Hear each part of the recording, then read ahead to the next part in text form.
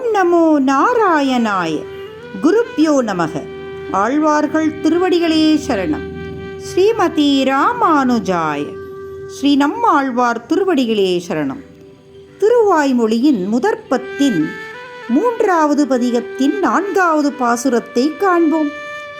இதில் அவர் பகவான் எவ்வளவு எளிமையானவன் பக்தர்களுக்கு என்பதை எடுத்துரைக்கின்றார்.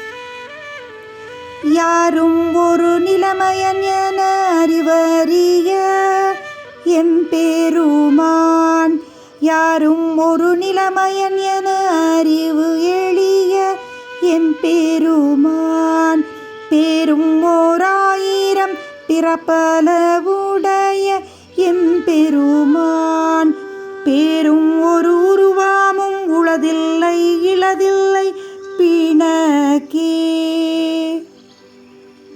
முதல் வரியில் யாரும் ஒரு நிலைமையன், இங்கு அவர் குறிப்பிடுவது நிறைந்த புத்தி திறமை பெற்றிருந்தும் பகவானை பற்றி சிந்தனையே இல்லாதவர்கள்.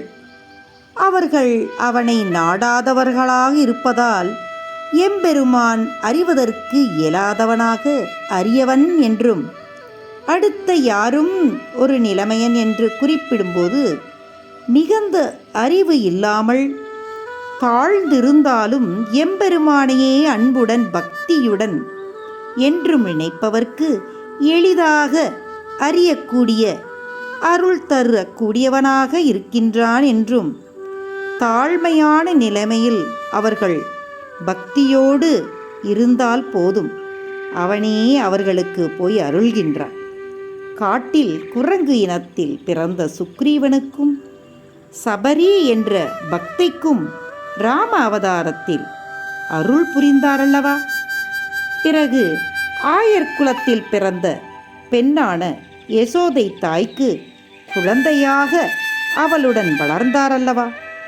ஆகையால் அவர் இந்த நிலையில்தான் இருப்பார், இல்லை என்று சொல்ல இயலாதவனாக இருக்கின்றான் என்றும், மேலும் பீஷ்மாச்சாரியார் உரைத்த விஷ்ணு சகஸ்ரநாமத்தில் 1000 பெயர்களை கொண்டு இருக்கின்றார்.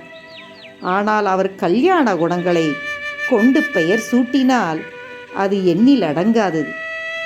பிறப்பல என்றால் அந்தந்த பெயருக்கு உண்டான திருமேனியை கூறினால் வடிவங்களிலும் எண்ணில் அடங்காதவனாக இருக்கின்றான் எம்பெருமான் என்றும், அதே சமயம் பேரும் ஒரு உருவமும் அவனுக்கென்று ஒரு பெயரோ ஒரு உருவமோ இல்லாதவனாகவும் திகழ்கின்றான் என்று கூறுகின்றான்.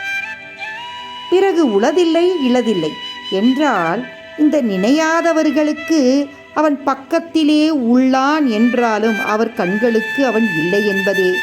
ஆகையால் உளதில்லை என்றும், அன்பு காட்டும் பக்தர்களுக்கு அவன் இல்லை என்பதே இல்லை. ஏனென்றால் அவர்கள் மனதிலேயே அவன் உரைகின்றான்.